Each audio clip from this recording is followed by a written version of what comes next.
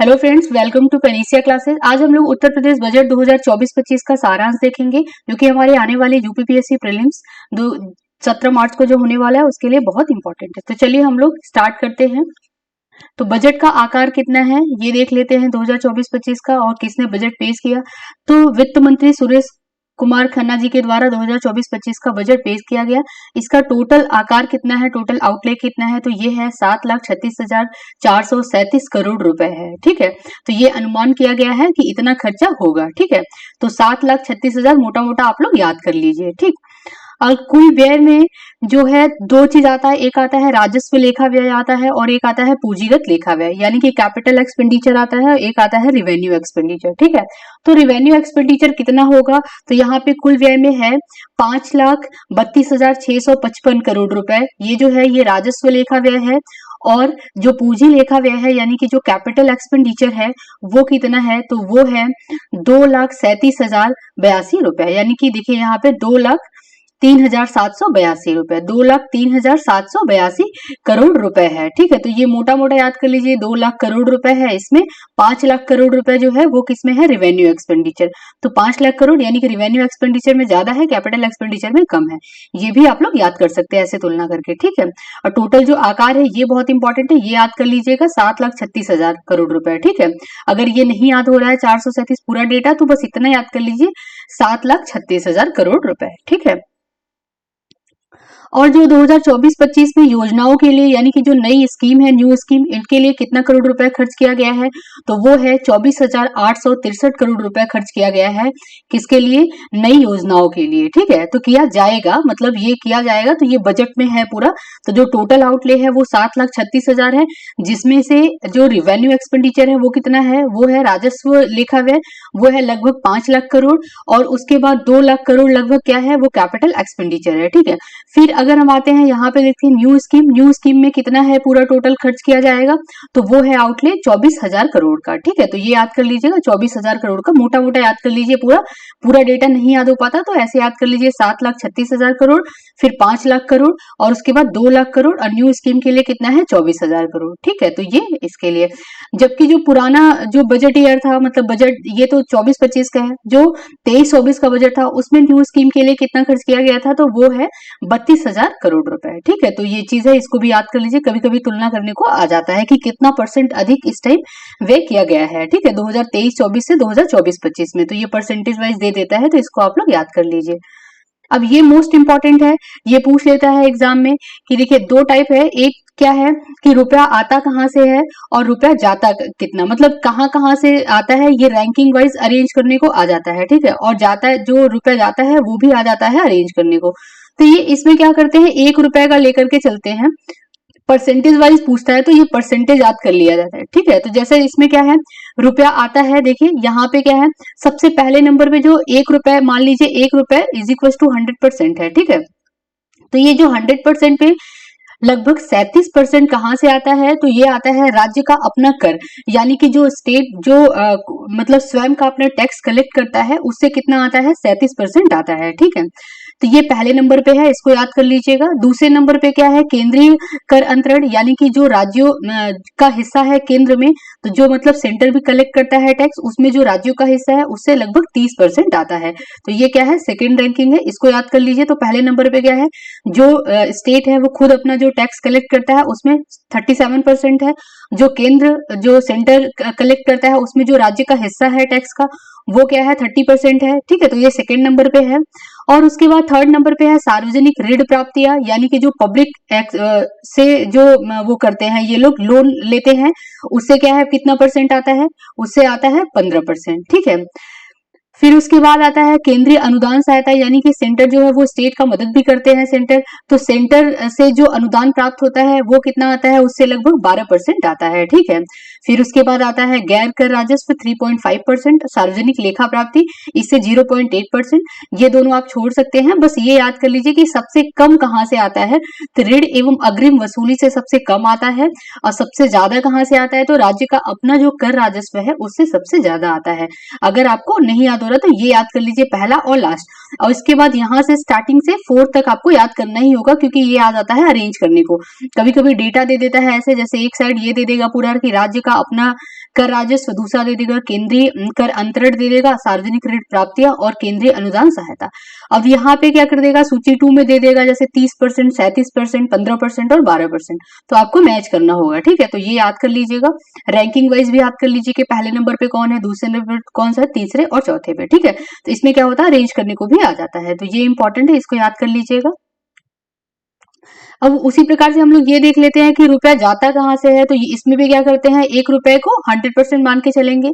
तो यहाँ पे क्या है, जो पूंजीगत, देखिए जाना यानी कि जाता है, तो पूंजीगत पर जो व्यय है यानी कि जो एक्सपेंडिचर है, कैपिटल एक्सपेंडिचर, उसमें 21% जाता है, ठीक है।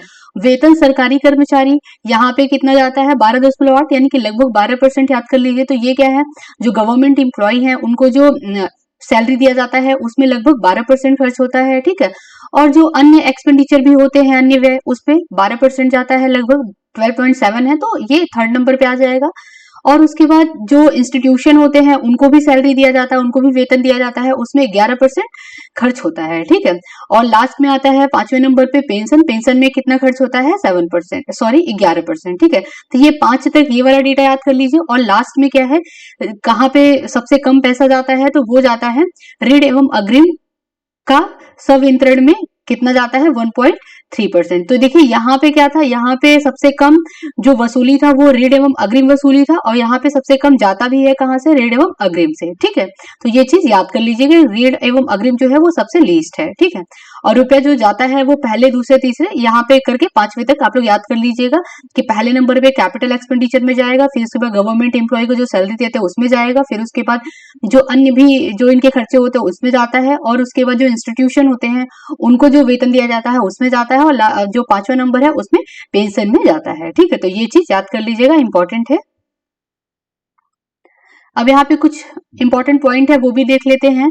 तो देखिए यहाँ पे जैसे दिया गया है कि ये केंद्रीय कर अंतरण में जो है कितना परसेंट खर्च किया गया, तो ये 30% खर्च किया जाएगा, क्योंकि बजट है, अनुमानित है 2024-25 में इतना किया, मतलब ये है, ये 5 साल के लिए है, ठीक है।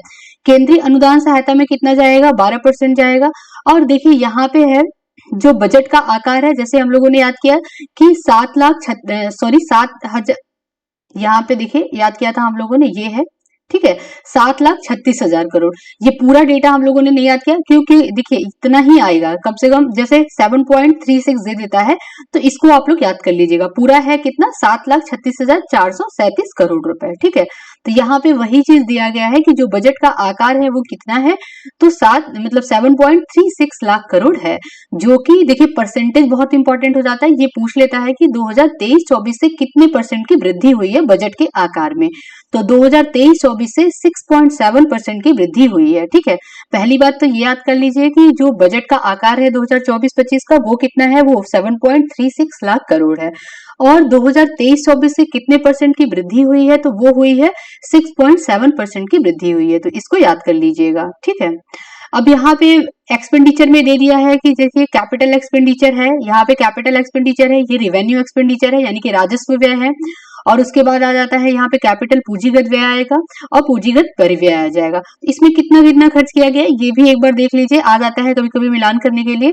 तो राजस्व व्यय में 5.33 लाख करोड़ रुपए खर्च किया गया है, पूंजीगत व्यय यानी कि कैपिटल एक्सपेंडिचर में 2.0 लाख करोड़ रुपए खर्च किया गया है, और उसके बाद पूंजीगत परिव्यय जो है उसमें 1.55 लाख करोड़। तो मोटा में याद कर लीजिए यहाँ पे कि देखिए वहां पे भी हम लोगों ने देखा था कि 5 लाख करोड़ किसमें था, रिवेन्यू में था, 2 लाख करोड़ किसमें था, कैपिटल में था। ये दोनों याद कर लीजिएगा, ये दोनों इंपॉर्टेंट है, ठीक है।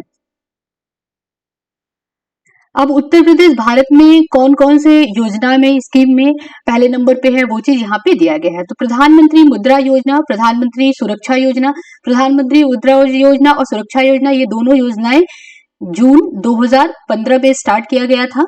तो ये इसका डेट भी याद कीजिए, ईयर भी याद कर लीजिए, कभी स्कीम आता ही है एग्जाम में, ठीक है। तो ये जो योजना है मुद्रा योजना, ये पहला देखिए यहाँ पे मिक्स हो गया है, ये दूसरा योजना है, ठीक है। तो इन दोनों योजना में उत्तर प्रदेश पूरे इंडिया में प्रथम स्थान पे है, ये चीज याद कर लीजिए। प्रधानमंत्री जन धन योजना, इसमें भी उत्तर प्रदेश पहले नंबर पे है, और बीमा योजना में भी उत्तर प्रदेश पहले नंबर पे है। तो यहाँ पे पहला स्कीम है मुद्रा योजना, प्रधानमंत्री मुद्रा योजना, दूसरा है प्रधानमंत्री सुरक्षा बीमा योजना, और प्रधानमंत्री जनधन योजना, और लास्ट में है प्रधानमंत्री बीमा, ये बीमा योजना है अलग से, ठीक है। तो यहाँ पे क्या है, इन स्कीम में उत्तर प्रदेश फर्स्ट रैंकिंग पे है पूरे इंडिया में। ठीक है, अब भारत में दूसरे स्थान पे कौन कौन से स्कीम में यूपी है, तो पीएम स्वनिधि योजना जो कि 2020 में कोविड के टाइम स्टार्ट किया गया था, तो पीएम स्वनिधि में भी यूपी जो है वो सेकेंड रैंक पे है। ठीक है, और प्रधानमंत्री अटल पेंशन योजना ये 2015 में स्टार्ट किया गया था। ठीक है, तो इसमें यूपी सेकेंड रैंक पे है, ये चीज याद कर लीजिएगा। ये दोनों स्कीम में यूपी सेकेंड रैंक पे है और इन तीनों स्कीम में यूपी जो है वो पहले रैंक पे है। ठीक है, अब यहाँ पे नेक्स्ट है आगरा लखनऊ, ये बजट में है। ठीक है, 2024-25 का जो बजट है उसमें है आगरा लखनऊ एक्सप्रेसवे और पूर्वांचल एक्सप्रेसवे को जोड़ने के लिए जो 60 किलोमीटर का नया एक लिंक एक्सप्रेसवे स्टार्ट किया जा रहा है, तो ये इस बजट में बोला गया है। ठीक है, और जो कन्या सुमंगला योजना के अंतर्गत पहले कितना दिया जाता था, 15,000 रुपए दिया जाता था, उसको बढ़ा करके कितना कर दिया गया, 25,000 रुपए कर दिया गया। ये चीज इंपॉर्टेंट है, इसको याद कर लीजिएगा कि जो सुमंगला योजना था उसके तहत 15,000 रुपए से बढ़ा करके कितना कर दिया गया, 25,000 रुपए कर दिया गया। ठीक है,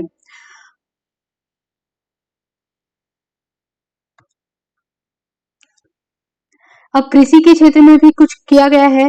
देखिए क्या क्या किया गया है, यहाँ पे देख लेते हैं। तो कृषि क्षेत्र को आगे बढ़ाने के लिए 3 योजनाएं। पहला क्या है, राज्य कृषि विकास योजना, जिसमें 200 करोड़ रुपए का प्रावधान किया गया है। ये सीधे सीधे डेटा पूछ लेता है कि राज्य कृषि विकास योजना के लिए कितने करोड़ रुपए का प्रावधान किया गया है, तो ये 200 करोड़ रुपए का प्रावधान किया गया है।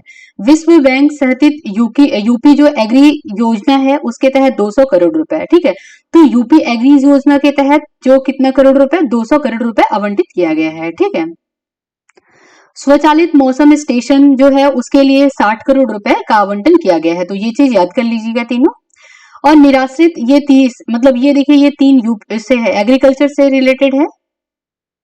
ठीक है, इसके लिए जो बजट कितना कितना एलोकेट किया गया है ये याद कर लीजिएगा, 200 करोड़, 200 करोड़ और 60 करोड़। ठीक है, और निराश्रित महिला पेंशन योजना के तहत जो लाभार्थी हैं उनको 500 रुपए प्रति माह से बढ़ाकर कितना दिया जाएगा, 1,000 रुपए प्रति माह देने की घोषणा की गई है इस बजट में। कौन से बजट में, बजट 2024-25 में। ठीक है, महिला किसान सशक्तिकरण परियोजना का लक्ष्य वित्तीय वर्ष 2024-25 में 200 उत्पादक समूहों का गठन करके तकनीकी सहायता प्रदान करना, तो ये चीज इंपॉर्टेंट है, इसको भी याद कर लीजिएगा। ठीक है, तो आई होप आप लोगों को यहाँ तक क्लियर हो गया होगा। अब यहाँ पे हम लोग देख लेते हैं निराश्रित महिला पेंशन योजना के बारे में थोड़ा सा।